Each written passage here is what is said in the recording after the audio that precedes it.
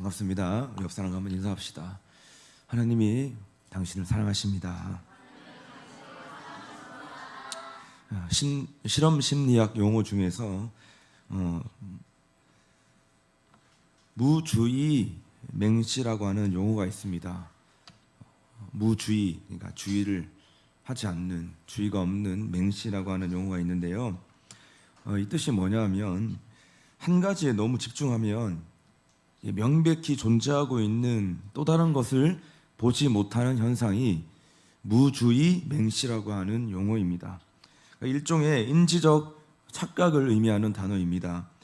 우리가 흔히 이런 말들 하잖아요. 한 번씩 살다 보면 야, 내가 빤히 눈 뜨고도 못 봤다 라는 말들 하잖아요. 그런 의미가 바로 무주의 맹시라고 하는 용어입니다. 오늘 본문은 우리가 너무 잘 알고 있는 탕자의 비유이죠. 여러분, 그런데 우리가 이 탕자의 비유에서 우리가 빤히 눈을 뜨고도 못 본 게 있습니다. 여러분, 이 탕자의 비유를 우리는 귀가 따갑도록 들어왔지만 이 집 나간 둘째 아들에 우리가 너무 집중한 나머지 진짜 본문에서 말하고 있는 핵심이 무엇인지를 우리는 놓쳐버리고 말았다는 것입니다. 오늘 본문의 줄거리를 여러분 너무 잘 알고 있겠지만 다시 한번 오늘 우리가 말씀을 더 깊이 있게 보기 위해서 제가 좀 간단하게 한번 말씀을 드리겠습니다. 어떤 사람에게 두 아들이 있었죠. 이 아버지는 이 자식들에게 뭔가 나누어 줄 재산이 아주 많았던 것으로 보입니다. 그런데 어느 날 둘째 아들이 이게 자기의 몫을 미리 유산으로 달라고 아버지에게 요구를 합니다. 여러분, 본래 유산이라고 하는 것은 아버지 사후에, 그러니까 아버지가 돌아가시고 난 다음에 받는 거잖아요. 그런데 이 개념 없는 아들은 아버지가 살아 계심에도 불구하고 미리 아버지의 유산을 좀 땡겨달라고 아버지에게 요구를 했던 겁니다. 그러니까 배은망덕한 거죠. 여러분, 그러나 이 인자한 아버지는 이 둘째 아들의 요구를 순순히 들어주었습니다. 둘째 아들은 그 유산을 챙겨가지고 먼 나라로 떠났지만 그곳에 가서 화랑방탕하게 살며 아버지가 유산으로 물려준 그 재산을 여러분 한 방에 짧은 시간에 금세 다 날려버리고 말았습니다. 그러니까 이 둘째 아들은 한순간에 막 거지가 되어버린 겁니다. 그래서 둘째 아들은 어떻게 되었습니까? 우리가 알고 있는 것처럼 돼지를 키우는 집에 얹혀 살게 되었고, 때마침 그때 온 나라에 흉년이 들어가지고 돼지가 먹는 그 쥐엄 열매도 마음껏 먹지 못하는 이런 그런 비참한 상황 가운데 이 둘째 아들은 처하게 된 것입니다. 둘째 아들은 그제서야 깨달았습니다. 야, 내 아버지 집에는 풍군들도 배부르게 먹고 사는데 나는 여기서 지금 굶어 죽는구나. 이렇게 굶어 죽는 것보다는 차라리 내가 아버지께 돌아가가지고 아버지 나를 풍군으로 좀 받아주세요 라고 하는 것이 훨씬 더 좋겠다. 내가 그렇게 부탁해야겠다라고 마음을 먹었던 것입니다. 자, 그렇게 생각하고 둘째 아들은 아버지의 품 가운데로 다시 돌아오게 되어집니다. 여러분, 그런데요, 우리가 알고 있는 것처럼 아버지가 어떻게 반응했습니까? 이런 배은망덕한 놈 이러면서 내쫓지 않았습니다. 아버지는 멀리서도 그 아들을 알아보고 뛰어가서 껴안고 입을 맞추고 끌어안고 아버지가 기다렸다는 듯이 그 둘째 아들을 향해 맞아주고 환영해 주었다는 겁니다. 그리고 종들을 시켜가지고 살찐 송아지를 잡아라 라고 하면서 그 아들을 위해서 큰 잔치를 베풀어 주었습니다. 그리고 이웃들과 함께 즐거워하고 기뻐했다라고. 여러분, 이 돌아온 탕자의 비유의 이야기가 그렇게 끝이 나고 맙니다. 여러분과 오늘 이 알고 있는, 너무 잘 알고 있는 이 본문의 말씀을 가지고 몇 가지 좀 한번 생각해 보면 좋겠어요. 첫 번째는 정말 누가 탕자냐라는 거예요. 우리는 그동안 이 배은망덕한 둘째 아들만 탕자라고 여기며 얼마나 이 둘째 아들을 욕하고 살았는지 모릅니다. 이런 개념 없는 놈, 이런 죄인. 여러분, 그런데요, 이 본문을 자세히 보면 이 두 아들이 다, 첫째고 둘째고 다, 이 두 아들이 다 탕자라고 하는 사실입니다. 아니, 어떻게 보면 이 비유는 첫째 아들을 타겟으로 쓰여진 말씀이라고 우리가 볼 수 있는 겁니다. 왜냐하면 지금 예수님이 이 비유의 말씀을 누구에게 하셨는 말씀이냐면 바리새인과 서기관들에게 하셨던 말씀이에요. 그게 바로 누가복음 15장 1절에서 3절에서 이미 말씀하고 계십니다. 말씀 보니까 모든 세리와 죄인들이 말씀을 들으러 가까이 나오니 바리새인과 서기관들이 수군거려 이르되 이 사람이 죄인을 영접하고 음식을 같이 먹는다 하더라. 예수께서 그들에게 이 비유로 이르시되, 뭐 어떤 상황입니까? 지금 예수님이 세리들, 죄인들과 함께 식사하고 그들을 영접하고 교제하니까 그 당시 율법주의자들이었던 바리새인과 서기관들이 예수님 뒤에서 그 모습을 보고 막 수군거렸던 거예요. 막 뒤에서 뒷담화를 했던 거예요. 어떻게 죄인들과 어떻게 같이 식사를 하고 저렇게 교제할 수 있느냐, 말도 안 된다, 이런 수군거리는 상황들을 보면서 예수님 뭐라고 말씀하셨냐면, 예수께서 그들에게 이 비유로 이르시되, 누구에게? 바리새인과 서기관들에게 지금 이 비유의 말씀을 하셨다는 거예요. 여러분, 그러니까 정말 이 비유의 말씀을 들어야 할 사람은 죄인이 아니라, 세리가 아니라 누구입니까? 바리새인과 서기관들이었다는 거예요. 여러분, 이 비유 속에 나오는 첫째 아들은 지금 누구를 상징하는 겁니까? 집 나간 둘째 아들이 아니라 지금 아버지 곁에 있었던 이 첫째 아들은 누구를 상징하는 거예요? 바리새인과 서기관들을 상징하는 것이에요. 그런데 우리는 그동안 집 나간 이 둘째 아들에게만 지금 꽂혀가지고, 집 나간 둘째 아들에게만 포커스를 맞추고 우리는 묵상하고 말씀 듣고 설교를 들었던 거예요. 사랑하는 여러분, 이 탕자의 비유에서 집중되고 있는 이 하나님의 포커스는 바로 구원을 받아야 할 둘째 아들이 아닙니다. 그 동생을 구원하고 그 동생을 살려내야 할 책임 있는 첫째 아들에게 오늘 이 비유의 말씀에 포커스가 맞춰져 있는 것이에요. 다시 말해서 이미 예수 믿고 구원받은 우리에게 이 비유의 말씀이 포커스를 맞추고 있다는 겁니다.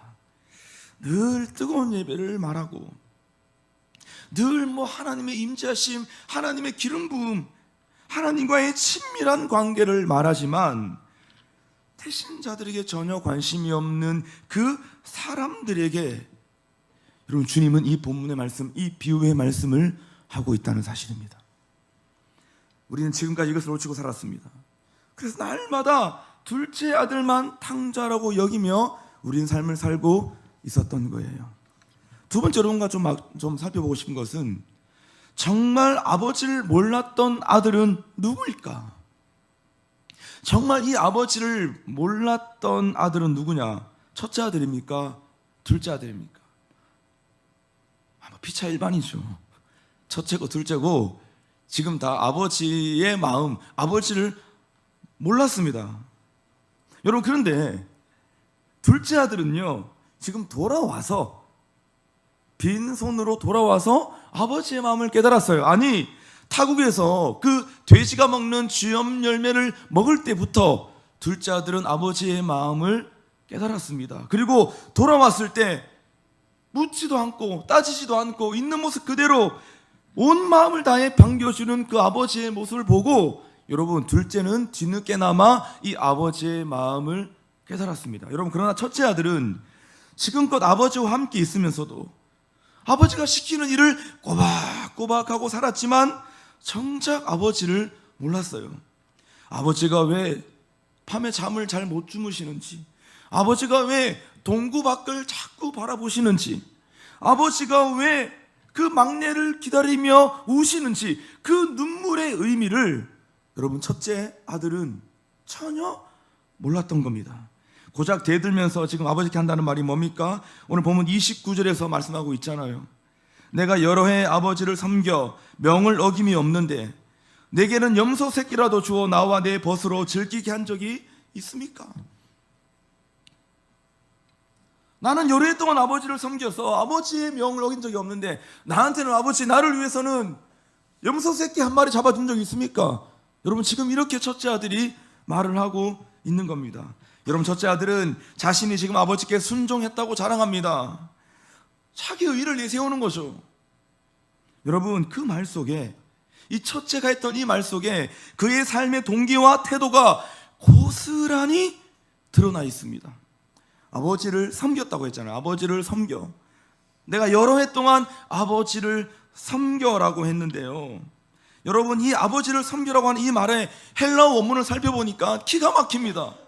원래 원문상의 의미와 뜻이 무엇이냐면 내가 아버지를 위해서 노예처럼 일했다고 말을 하는 거예요. 노예처럼. 그리고 NIV 성경에 보면 I have been slaving for you. 내가 당신을 위해 노예로 일했다. 내가 당신을 위해 내가 노예로 일했다고 말을 하는 겁니다. 공동 번역에도 보면 그렇게 나와 있습니다. 저는 여러 해 동안 아버지를 위해서 노예나 다름없이 일을 하며 아버지의 명령을 어긴 적이 단 한 번도 없습니다. 여러분, 노예가 왜 일합니까? 노예와 종들은 왜 일을 하죠? 노예는요, 절대 자발적으로 일하지 않습니다. 절대 자원해서 일하지 않아요. 노예는요, 왜 일을 하냐면 두려움 때문에 일을 하는 거예요. 두드러 마실까봐. 여러분, 그 두려움 때문에 일하는 존재가 바로 노예입니다. 여러분, 지금으로 말하면 뭡니까? 잘릴까봐 일하는 거예요. 회사에서 잘릴까봐 일하는 거예요. 인정받지 못할까봐, 사람들에게 사랑받지 못할까봐 열심히 일을 하는 거예요. 그러니까 지치는 거예요. 여러분, 바로 첫째가 일했던 근본 동기가 바로 여기에 있었던 겁니다. 그러니까 전혀 아버지의 마음 몰랐던 거예요. 아버지의 마음이 뭔지도 모르고 지금 아버지가 시키는 일을 주구장창 막 꾸역꾸역 했던 겁니다. 여기서 지금 뽀록 난 거예요, 이 첫째 아들이. 사랑하는 여러분, 나는 첫째 아들인가? 나는 둘째 아들인가를 한번 생각해 보시길 바랍니다. 지금 성경 전체를 관통하고 있는 이 아버지의 마음, 그 잃어버린 영혼에 대한 이 아버지의 마음을 나는 가슴 깊이 이해하고 있는가? 모든 성경 어디를 펴도 이 아버지의 마음이 드러나 있잖아요. 우리는 이 아버지의 마음을 날마다 읽고 묵상한다고 여러분 삶을 살아가고 있어요. 그런데 나는 정작 이 잃어버린 영혼을 향한 하나님 아버지의 마음을 나는 가슴 깊이 깨닫고 느끼고 삶을 살아가고 있는지에 대해서 여러분, 우리는 이 본문을 통해서 우리는 정말 정직하게 말씀을 통과해야 하는 것입니다. 여러분, 세 번째 여러분 감상해 보고 싶은 것은 끝까지 잔치에 참여하지 못한 사람은 과연 누구일까라는 것입니다. 불행히도 끝까지 그 잔치에 참여하지 못했던 사람은 첫째 아들입니다. 여러분, 둘째 아들은 늦게나마 그 잔치에 참여했어요. 아버지의 손에 이끌려 잔치에 참여했습니다. 그것도 그냥 잔치에 참여하는 것이 아니라 좋은 옷 입고, 좋은 옷 입고, 좋은 신발 신고, 손에 가락지를 끼고 아버지의 손에 이끌려 결국은 그 잔치에 참여를 했습니다. 그런데 그때까지도 분노하며 문 밖에 서 있었던 사람이 누구입니까? 바로 첫째예요. 첫째 아들입니다. 거기 28절 보면 나와 있잖아요. 28절 보니까 그가 노하여 들어가고자 하지 아니하거늘 아버지가 나와서 권한대. 아버지가 계속 야 들어가자, 첫째야 들어가자. 너 뭐하냐 여기서 왜 화내고 있냐? 너 왜 여기서 계속 짜증내고 있냐? 지금 잔치가 벌어졌잖니? 내 동생이 돌아왔지 않니? 가서 우리 함께 즐거워하고 함께 기자하자. 같이 들어가자. 같이 가자. 아버지가 그렇게 권해도 지금 첫째는요 계속 화내고 있는, 분내고 있습니다. 아버지도 들어갔고 심지어는 동생 둘째도 그 잔치에 들어갔습니다. 아니, 심지어는요 온 동네 사람들도 이 기쁨의 자리에 들어갔는데 지금 첫째 아들만 문 밖에 서서 그 기쁨과 그 행복을 누리지 못했다는 겁니다. 여러분, 예수 믿는 사람들은 이 기쁨을 정말로 중요하게 여겨야 돼요.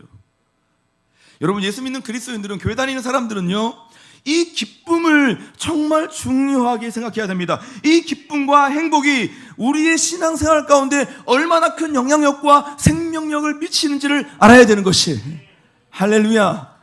이 기쁨 없이 우리가 주님을 뜨겁게 막 찬양하고 노래한다, 이 기쁨 없이 내가 뜨거운 예배, 여러분이 주님이 기뻐하시는, 하나님이 기뻐하시는, 아버지가 기뻐하는 이 기쁨이 나와 함께 공감되지 않는데 우리가 무슨 예배를 드리고 우리가 무슨 주님의 나라를 위해서 내 삶을 드린다고 말을 하는 거예요. 여러분, 그 어불성설입니다. 좀 이상한 거예요. 우리가 진짜 냉정하게 우리가 말씀을 가만히 곰곰이 묵상해 보면 이 기쁨이 없는 상태에서 우리가 뭔가 주를 위해 산다, 우리가 영적으로 잘난 척한다, 이거 말도 안 되는 자기 만족입니다. 누가복음 15장에는요 우리가 알고 있는 것처럼 세 가지 비유가 있습니다. 첫 번째는 잃은 양에 대한 비유, 두 번째는 잃은 드라크마 동전의 비유, 그리고 세 번째는 오늘 잃은 아들의 비유가 나타나고 있습니다. 여러분, 그런데 이 세 비유에 공통적인 메시지가 있습니다. 그게 뭐냐면 잃어버린 한 영혼이 하나님께로 돌아왔을 때의 기쁨입니다. 아멘. 잃어버린 한 영혼이 주님께로 돌아왔을 때 느끼는 기쁨, 하나님의 기쁨, 그것이 여러분 이 세 비유의 공통적인 메시지인 거예요. 이 기쁨이 교회를 교회되게 하고 이 기쁨이 성도를 성도되게 하는 것입니다.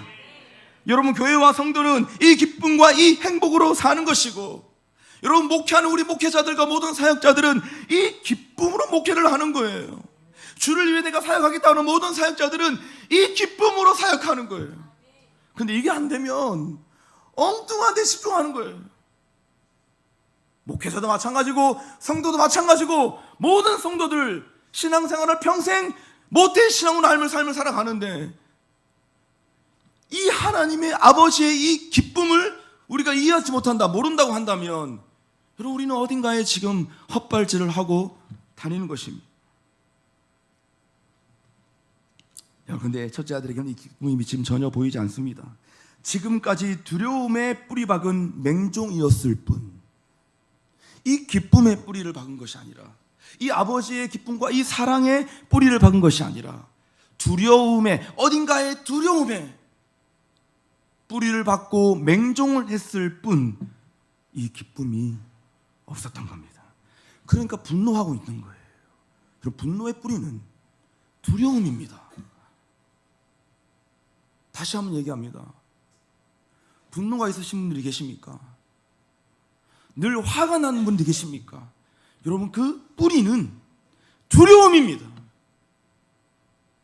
지금 어딘가에 쫓기고 있는 거예요. 어떤 두려움에 지금 쫓기고 있는 거예요. 그러니까 날마다 두려움, 자기 삶의 그 사랑과 그 기쁨, 그 행복에 지금 뿌리를 내리지 못하는 신앙생활 가운데 지금 어딘가 잘못하고 있는 겁니다. 누구처럼? 이 첫째 아들처럼. 여러분, 이처럼 율법주의와 종교심에만 매여 있는 자들은 이런 기쁨이 없습니다. 자기 만족과 자기의 의의에 매여 있는 자들은 절대 이런 기쁨이 없습니다. 그래서 예수님은 첫째 아들과 같은 바리새인과 서기관들에게 이 비유의 말씀을 지금 하시면서 잃어버린 한 영혼을 구원하시는 이 하나님의 즐거움에 참여하라고 지금 촉구하고 있는 본문의 말씀이 바로 우리가 너무 잘 알고 있는 돌아온 탕자의 비유의 말씀인 거예요. 그래서 여러분, 그게 지금 32절에 나타나고 있잖아요. 결말로 시작. 이 내 동생은 죽었다가 살아났으며 내가 잃었다가 얻었기로 우리가 즐거워하고 기뻐하는 것이 마땅하다 하니라.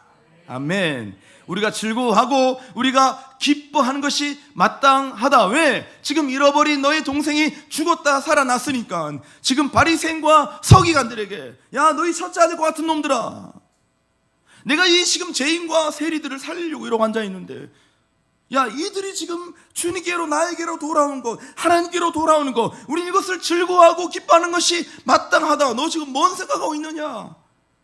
하고 지금 예수님이 그 바리새인과 서기관들에게 말씀하고 있는 거예요. 사랑하는 여러분, 우리는 이 기쁨을 회복해야 합니다. 교회와 성도들은 이 행복을 회복해야 되는 것이에요.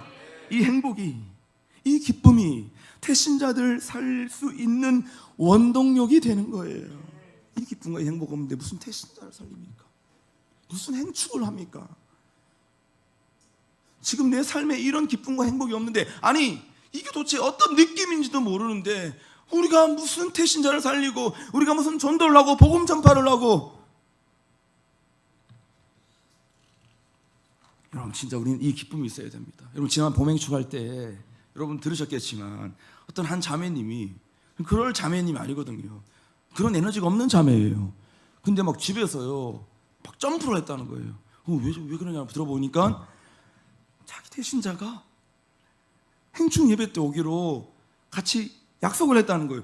그 소식을 딱 듣고 집에서 막 점프를 했다는 거예요. 막 기뻐서. 여러분, 이 기쁨이잖아요. 잃어버린 영혼이 주님께로 더 와서 주님의 복음의 메시지를 듣는다는 소식을 들으니까 전혀 그럴 만한 텐션이 없는 자매인데 막 점프하면서 기뻐하고 즐거워했다는 소식을 우리가 범행초할 때 여러분 들었습니다. 이게 뭡니까 여러분? 결국은 이 기쁨과 이 행복이 정말 우리 모든 신앙생활의 생명력과 또한 우리 모든 전도사역, 우리 모든 선교사역의 원동력이 되어진다는 것을 우리는 실제 여러분 보았던 사건 아니겠습니까? 사랑하는 여러분, 이 기쁨과 이 행복을 회복할 수 있기를 주님의 이름으로 축원합니다. 이 기쁨이 내 삶을 가게 하는 거예요. 이 기쁨이 내가 주님을 위해 삶을 살아가게 만드는 힘과 능력이 되어진다는 것입니다. 혹시 우리는 첫째 아들이 아닐까? 진짜 탕자는 여러분 둘째 아들이 아니라 아버지의 마음을 1도 모르는 첫째 아들입니다. 우리 다시 본문을 재해석해야 됩니다. 이 본문에서 지금 정말 진짜 탕자는 아버지의 마음을 1도 모르는 여러분 첫째 아들이 탕자예요. 나는 아버지의 명을 어긴 적이 없습니다. 지금 이라고 앉아있잖아요. 뭡니까? 나는 책임감 하나로 내가 지금 꾹꾹 누르고 내가 참고 내가 살고 달려왔습니다. 자기의 의만 계속 들먹이는 겁니다. 그거는 지금 뭐가 문제인지 이 첫째 아들은 문제의식조차도 없는 거예요.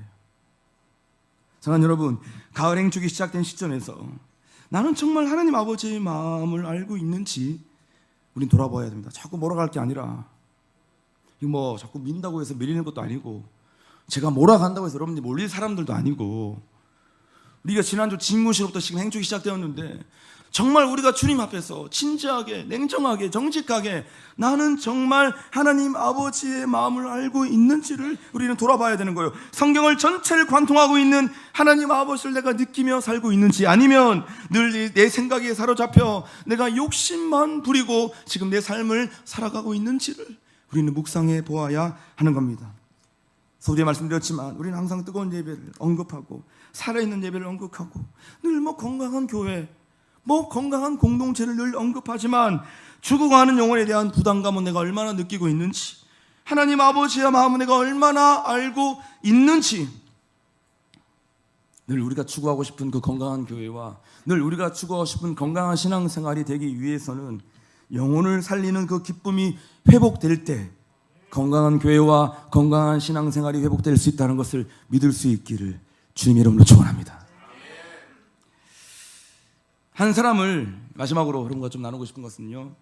오늘 이제 우리가 태신자 작정하는 주일이잖아요.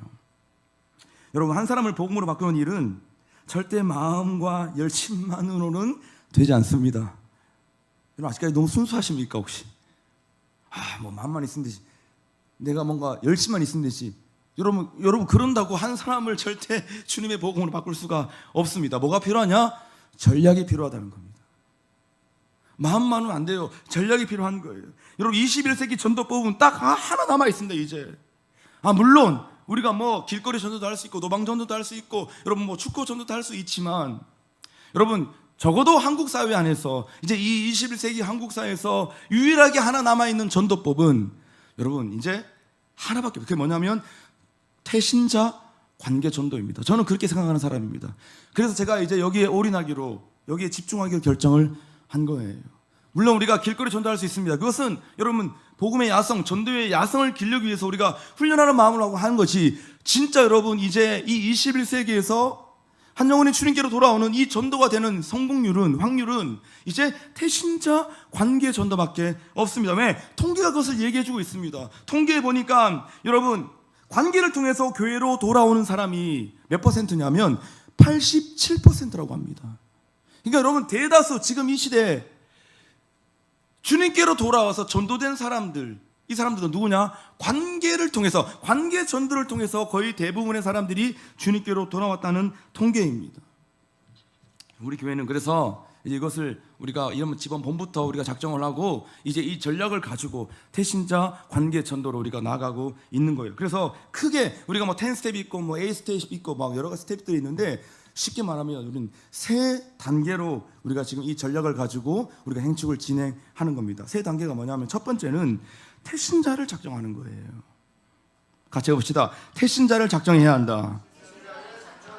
여러분 태신자 작정은 저는 봄에도 나눴지만 여러분 여성이 아기를 잉태하는 것을 우리가 생각하고 우리가 영적인 태아를 우리가 작정을 하는 겁니다. 그러니까 주님, 태의 문을 열어 주옵소서.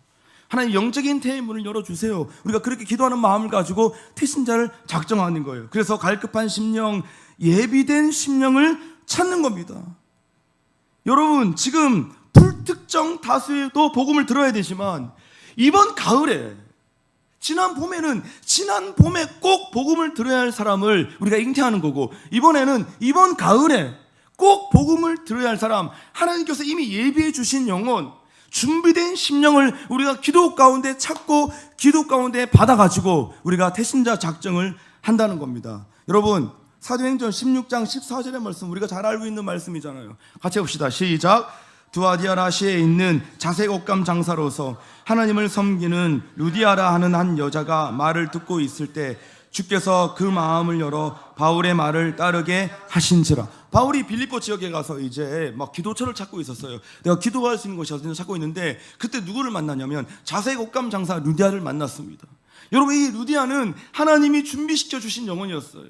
여러분, 그래서 처음으로 빌립보에 가서 얼떨결에 즉흥적으로 갑자기 어떤 한 자매를 만나가지고 복음을 전했는데, 하나님께서 준비된 심령으로 그의 마음을 활짝 여셔가지고요, 여러분, 이 루디아 집에서 여러분 교회가 개척된 거잖아요. 빌립보 교회가 세워질 때 여러분, 이 루디아 자매가 얼마나 물심양면으로 여러분 그 교회를 개척하고 교회를 세우기 위해서 여러분 애썼는지 모릅니다. 뭡니까? 하나님이 예비하신 심령이에요. 우리는 지금 태신자를 작정할 때 그냥 내 머리를 막 써가지고 하는 게 아니라 진짜 이 루디아를 찾는 거예요. 하나님, 이 가을에 나를 통해서 반드시 복음을 전해 들어야 할, 주님께서 준비시키시고 예비시킨 주님 그 영혼을 제가 찾게 하여 주옵소서. 우리에게 말씀하여 주옵소서. 우리가 이번에 몽골 가가지고 샤랭곳이라고 하는 여러분 그 동네에 가서 우리가 전도를 했잖아요. 우리 몽골 팀들은 아시잖아요. 그래서 저는 그때 누구 조였냐면 저랑 우리 수경 집사님과 우리 김관주 집사님, 그렇게 맞나요? 네, 같은 조였거든요. 그래서 우리가 이제 기도하면서 딱 출발했는데 어떤 한 가정이 들어와서 셈베노 막 이렇게 막 인사하면서 막 문을 두드렸어요. 근데 진짜 어떤 아줌마가 나오시더라고요. 우리가 한국에서 온, 막 통역하면서 한국에서 온 우리가 크리스찬인데 우리가 예수님을 좀 소개하려고 왔다. 그러니까 들어오라고 하시는 거예요. 딱 들어가가지고 앉아서 막 삼중 통역하면서 제가 한국말을 하면, 그 다음에 우리 간주자매님 영어로, 그리고 그 영어를 또 현지 몽골 사역자가 받고 또 몽골말로, 사실 그렇게 했었거든요. 그러니까 얼마나 복잡하고 얼마나 불편합니까? 그럼에도 불구하고 이 모든 언어를 초월해서 우리가 주의 복음 전파했을 때 반드시 이 가정 안에 주님 예수 믿는 놀라운 역사를 허락해 주실 거다. 여러분, 그렇게 마음을 가지고 복음을 전했는데 이게 웬일입니까? 첫 번째 집에서 복음의 문이 열리는 거예요. 하나님이 준비시킨 가정으로 우리를 보내신 거예요. 거기서 우리가 막 복음 전하니까 그분들이 또 아저씨와 아줌마였는데 그분들이 안 그래도 몸이 안 좋으셨던 거예요. 그러니까 마음이 약해지셨어. 지금 하여튼 몸이 안 좋아서 막 병원을 막 다니시는 거예요. 그래서 제가 막 얘기했어요. 예수 믿으면 당신이 건강해질 수 있다. 예수 믿으면 행복해질 수 있다. 예수 믿으면 천국 갈 수 있다. 그냥 단순한 원색적인 복음을 전했습니다. 여러분, 그런데 놀라운 사실은 처음에는 전혀 반응을 안 할 것 같은 느낌이었는데, 여러분 그 말씀을, 그 복음 전한 걸 들으면서 정말 마치 준비된 심령과 준비된 가정처럼 우리의 복음을 받아들이는 거예요. 여러분, 그래서 영접 기도까지 하고 우리가 나오게 된 거예요. 할렐루야. 여러분, 이처럼 주님께서 준비시킨 영혼이 있고 예비하신 심령이 있다는 사실을 우리가 굳게 믿고 하나님 태의 문을 열어 주옵소서. 그 마음을 가지고 오늘 이따가 함께 태신자를 작정하게 될 것입니다. 두 번째 단계는 뭐냐 하면 이제 영혼을 품고 기도해야 하는 겁니다. 우리가 왜 기도해야 되냐? 우리가 행축할 때마다 기도 제가 늘 강조하잖아요. 전도사역 할 때마다 늘 기도를 강조합니다. 여러분, 왜 우리가 기도를 해야 되냐면 불신자들의 영적 상태, 우리 태신자들의 영적 상태를 알면 우리가 기도할 수밖에 없습니다. 우리 불신자들의 영적 상태가 어떤 상태냐면요, 고린도후서 4장 4절의 말씀입니다. 시작. 그 중에 이 세상의 신이 믿지 아니하는 자들의 마음을 혼미하게 하여 그리스도의 영광의 복음의 광채가 비치지 못하게 함이니 그리스도는 하나님의 형상이니라. 세상 신이, 쉽게 말하면 마귀가, 원수 마귀가, 귀신들이 이 믿지 않는 이 불신자들의 마음을 계속 혼미하게 만들어서 뭐가 못 들어가게 한다? 복음의 광채가 못 들어가도록 쉴드를 치고 있는 거예요. 여러분, 이것이 지금 우리 모든 불신자들과 모든 태신자들의 무슨 상태다? 영적 상태라는 거예요. 여러분, 그러니까 우리가 뭐 해야 되는 거예요? 기도해야 되는 거예요. 이것을 뚫을 수 있는 유일한 방법은 기도밖에 없는 겁니다. 이러한 결박을 풀 수 있는 최고의 방법은 강력한 기도라고 하는 사실인 거예요. 여러분, 창세기 16장 바울과 신라가 빌립보 감옥에 갇혔을 때 여러분 기억하십니까? 그들이 빌립보 감옥에 갇혔을 때 뭐 했습니까? 바울과 신라가 기도했습니다. 하나님께 찬송했습니다. 여러분, 그랬더니 세 개의 문이 열렸다고 했잖아요. 어떤 문이 열렸습니까? 하늘 문이 열리고 옥문이 열리고 간수들의 마음의 문이 열린 것입니다. 아멘. 뭐 했습니까? 기도한 것이에요. 하나님을 바라보고 기도하고 찬송했던 거예요. 예배했던 것입니다. 그러니까 여러분, 모든 문들이 활짝 열리는 여러분, 이 놀라운 강력한 역사가 일어났다는 겁니다. 여러분, 그래서 우리가 기도의 총량 법칙을 생각해야 한다는 거예요. 여러분이 오늘 품고 있는, 오늘 함께 작정했던 그 영혼들, 우리가 행축을 위해서, 태신자들을 위해서 여러분, 우리가 반드시 채워야 할 기도의 총량 법칙이 있습니다. 우리가 반드시 채워야 할 눈물이 있습니다. 여러분, 그것이 채워져야만 한 영혼, 잃어버린 영혼이 주님께로 돌아온다고 성경은 우리에게 분명히 선언해 주셨던 것입니다. 기도의 눈물이 젖어 있어야 여러분, 이 행축을 우리가 할 수가 있는 거예요. 근데 기도하지 않으면 이 행축은 그냥 버겁고 언제 끝나나, 빨리 끝나면 좋겠다, 3개월 너무 길다, 2개월 하자. 그래서 여러분, 이번에 2개월이에요 사실 착각해서 11월, 저는 모든 교회들이 다 10월 말에 하는 줄 알았는데 알고 봤더니 제가 착각한 거예요. 모든 교회들 보니까 11월 말에 하더라고요. 그럼 우리 이미 정했기 때문에 어쩔 수 없습니다. 이번에는 우리가 2개월에 끝내야 됩니다. 시간이 없습니다. 조금 마음이 조금 그런데 다른 게 아니라 이번에는 3개월 동안 충분히 기도할 시간이 없구나. 그럼 2개월 동안 한 달이 없으니 더 집중적으로 기도하고 더 집중적으로 복음을 전해야 되겠다. 기도의 총량 법칙.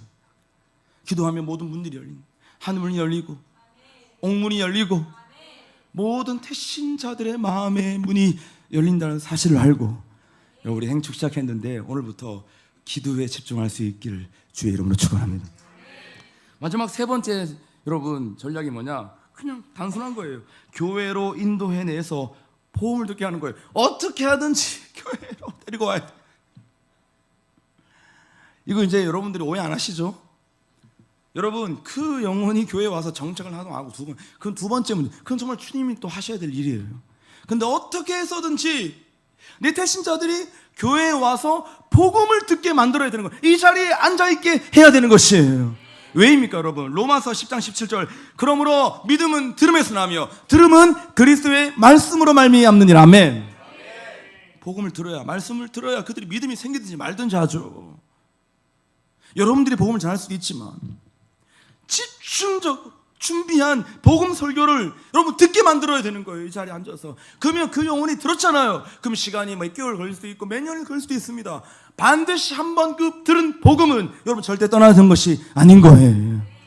그래서 세 번째로는 교회로 인도해서 복음을 듣게 하는 거예요. 그러니까 뭡니까? 크게 세 가지인 거예요. 그냥 단순합니다. 지금씩 끝났으니까 대신자 작정하고, 그다음에 죽도록 기도하고, 세 번째 죽도록 땡겨오는 거예요. 데리고 오는 겁니다. 자, 이 세 가지의 메커니즘을 가지고 우리는 이번 행축도 2개월간 집중하는 거예요. 복음에 집중하는 거예요. 하나님 아버지 마음을 알고 있나? 나는 지금 진짜 그 하나님의 기쁨, 아버지의 기쁨, 나도 그 기쁨과 행복으로 지금 내 신앙생활을 영위하고 있는가? 그 기쁨 없으니까는 세상의 기쁨을 찾아다니죠. 우리는 반드시 어떤 기쁨을 잡아야 되거든요. 인간은 이 기쁨이든 저 기쁨이든 낙이 있어야 돼요. 낙이 없으면 죽는 거예요. 낙이 없으면 나가 떨어지는 거예요. 아무것도 못하는 거예요. 반드시 뭐라도 낙이 있어야 돼요.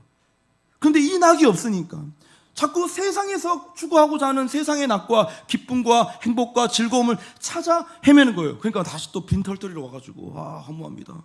재미없은 세상 뭐 해보니까 별거 없습니다. 그러니까 우리는 우리 신앙생활 속에 이런 나의 기쁨이 있는가? 아버지의 마음이 있는가? 여러분, 여기에 우리가 오늘 이 본문의 말씀을 가지고 심각하게 이 본문을 지나가면서 우리는 세 가지 단계, 태신자를 작정하고 기도하고 우리 태신자들을 이 행축 예배 가운데로, 이 예배당 가운데로 인도해 내는 것. 여러분, 우리 안에 이 놀라운 복음의 역사가 저와 여러분이 우리 공동체 가운데 이번 가을에도 일어날 수 있기를 주님 이름으로 축원합니다. 할렐루야. 함께 일어나서 찬양하십시다.